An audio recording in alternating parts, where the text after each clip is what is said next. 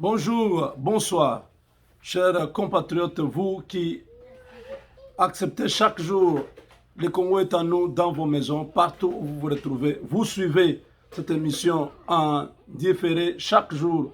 Nous vous disons merci et nous vous souhaitons bienvenue dans le déroulement de l'émission.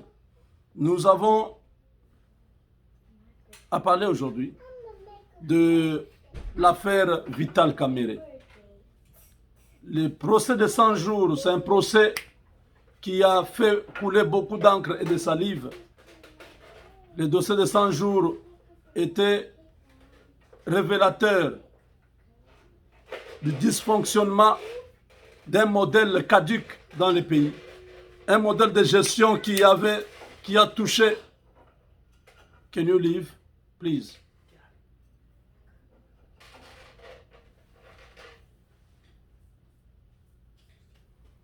Ce modèle qui a démontré les failles dans la gestion financière de la RDC, c'est un modèle complètement à mettre de côté. Comment Vital Kamerhe peut entrer en possession de plus de 66 millions de dollars facilement comme ça? Pourquoi? Parce que la procédure n'a pas beaucoup de garde-fous. Du ministre du budget, passant par le ministre des Finances, jusqu'à la Banque centrale, les choses étaient tellement faciles que Vital Kamerhe, qui comprenait bien le circuit, il a déjoué tout le monde, l'argent est sorti, il a récupéré ça derrière la maison. Aujourd'hui, en prison, l'ancien directeur du cabinet du président Félix Tshisekedi a inventé toute forme de légende, toutes sortes de légendes pour sortir de la prison. Tantôt malade, tantôt il va mourir bientôt, tantôt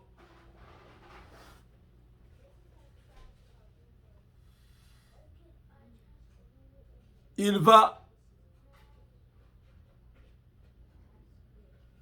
négocier. La situation n'est pas trop claire. Mais on nous signale que Maman Denise Nyakeru Tshisekedi était dernièrement chez Vital Kamerhe. Elle était partie faire quoi? Nous ne savons pas. Beaucoup de spéculations vont dans le sens d'une négociation. Vous savez que le président de la République ne s'ingère pas, n'interfère pas dans la justice, dans les affaires de la justice. Il n'est pas là-bas. Il a lui-même dit qu'il laisse à la justice de faire son travail. Maman Denise, dans la famille de Vital Kamerhe, avec sa mère, qu'est-ce qui pouvait vraiment être au centre de leur causerie? Cette maman a vu son fils devenir trop riche, beaucoup d'argent. Est-ce qu'elle n'avait pas le temps de poser la question à son fils? Mon fils, où est-ce que tu as trouvé tout ça? Tu es directeur du cabinet, mais j'ai appris que tu as acheté un hôtel à Paris. Tu as acheté telle chose. Tu as fait ceci. Où est-ce que tu trouves l'argent? La maman n'a pas... Bon, peut-être que l'enfant est trop discret vis-à-vis de sa mère. Mais aujourd'hui que la vérité est là, maman en souffre. Le fils est en prison. Est-ce que la maman était porteuse d'un message de Vital Kamerhe? Parce que toutes les voies que Vital utilise pour atteindre le président Félix n'ont pas abouti. Est-ce qu'il fallait faire venir Maman Denise pour lui faire passer le message? C'est ce que beaucoup de gens n'arrivent pas à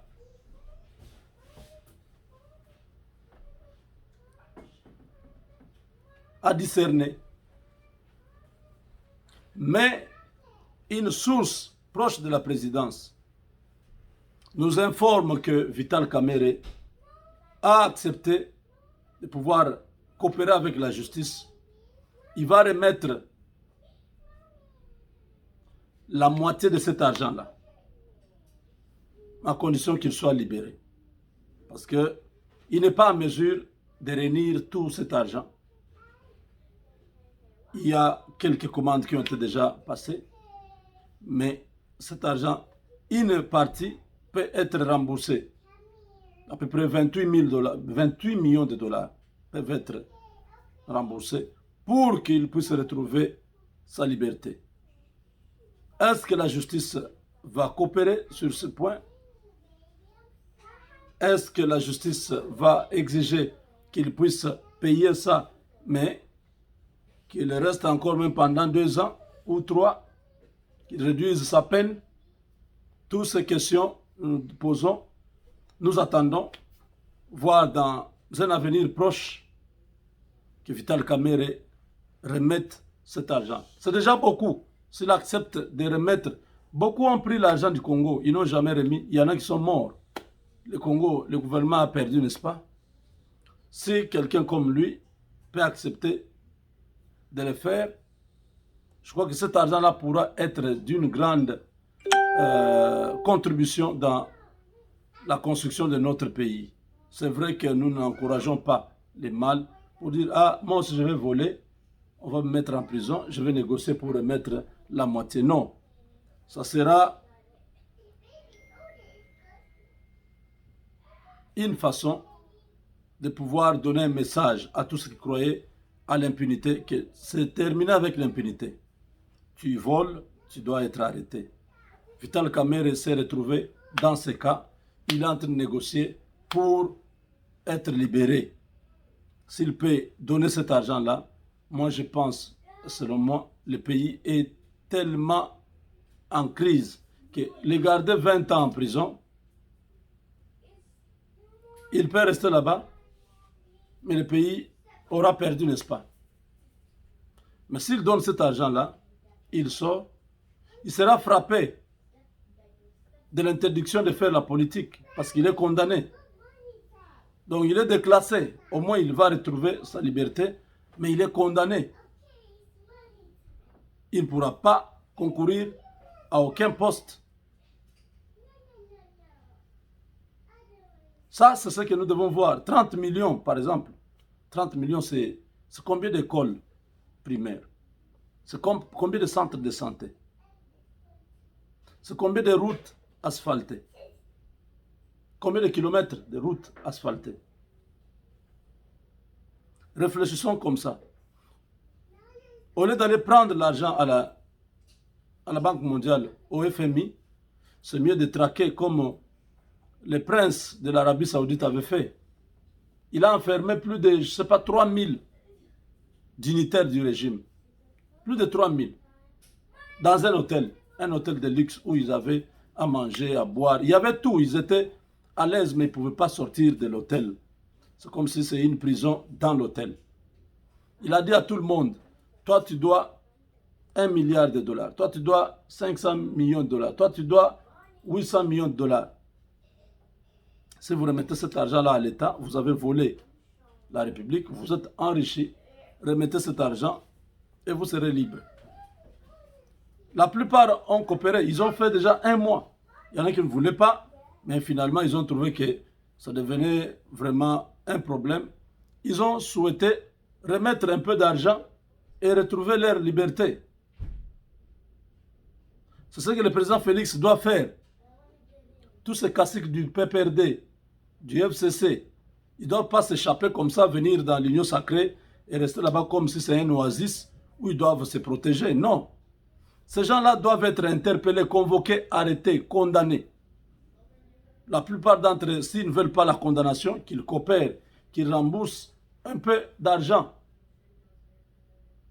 Si chacun d'eux nous remettait 5 millions, 5 millions, ils sont à peu près 1000 personnes là-bas, qui ont pillé le pays dans le mining, dans tout ça. Tous ces anciens directeurs des régies financières, tous ces grands messieurs qui sont au Katanga, qui travaillent pour le compte de Kabila. Arrêtez tous ces gens-là. Les gens qui sont à la frontière, qui se sont enrichis, vous les arrêtez. Vous leur demandez de remettre même 1 million, 1 million. Nous aurons 1 milliard facilement. C'est une campagne pour récupérer les biens mal acquis. Kabila lui-même, comme maintenant les États-Unis, traquent Kabila dans tous ses mouvements et gestes. Je sais que très bientôt, il va céder. Parce qu'on lui a donné l'option.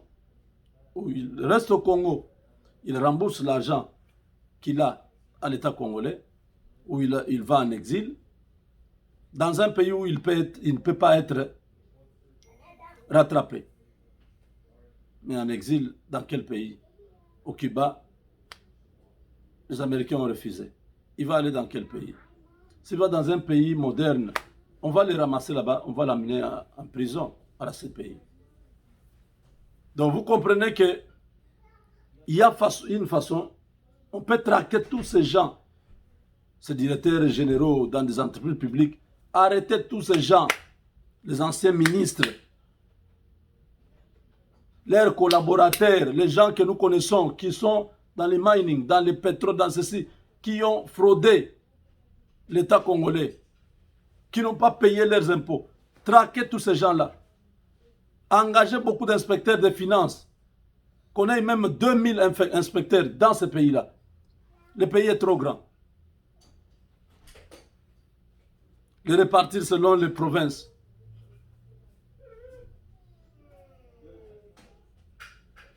Pour que le travail soit efficace, ils doivent être tout le temps en train de surveiller, de contrôler, mettre les mécanismes automatisés, donc informatiser la République. Pour avoir des données, pour accéder facilement à toutes les données.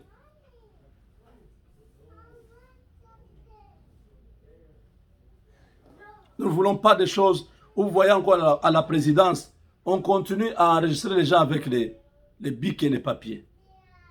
Pendant que partout, même au Rwanda à côté, vous allez comme ça, c'est sur un écran, tu remplis ton identité et tu es dans la ligne. On sait qu'on va te recevoir à telle heure. Chez nous, on continue encore des palmarès. L'informatique, là, il y a toujours des backups. Donc, il y a toujours un moyen de stocker les données. Même si on peut perdre les données sur l'ordinateur principal, mais il y a un système de stockage automatique sur l'Internet, sur le cloud. Il y a beaucoup de choses qui sont possibles chez nous. Il y a beaucoup d'ingénieurs informatiques ici aux États-Unis, j'en connais quelques-uns, qui sont prêts à pouvoir aider les pays. Mais bon, il faut d'abord se débarrasser de cette mauvaise graine de la Kabylie pour implémenter de nouvelles méthodes dans notre pays. Le président Félix a une vision, le peuple d'abord. La matérialisation de cette vision, c'est toi et moi. Nous devons tous nous mettre ensemble avec ce que nous connaissons, ce que nous avons appris pour l'aider à aller de l'avant. Kamere obtiendra-t-il cette mesure de relaxation ou pas? Pas la mesure de grâce. Kamere ne doit pas être gracié. Kamere n'a même pas fait une année en prison. Le gracier, ce sera injuste. Edi Kapende est en prison depuis 20 ans. Si Kamere veut sortir, il coopère avec la justice, il remet. Parce que lui, il n'a pas été arrêté pour autre chose. Il a été arrêté pour malversation financière, détournement. On nous a signalé dans la foulée que Kamere, non seulement il y a eu les dossiers de 100 jours, mais aussi Kamere était impliqué dans beaucoup d'opérations retour sur la question de la dette intérieure. Si l'État vous devait, je ne sais pas, 1 million de dollars, Kamere exigeait 50% pour donner l'accord pour qu'on puisse vous payer cet argent. Par exemple, Kabila était venu en Mbujimaï. Il a fait 1 mois avec son gouvernement. Ils ont loué votre hôtel. 50 chambres ont été prises par les membres du gouvernement pendant 1 mois. Donc si par jour c'était 100 dollars,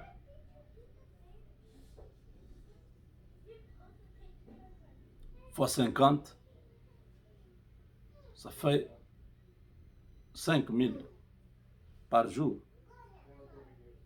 fois 1 mois, donc 30 jours,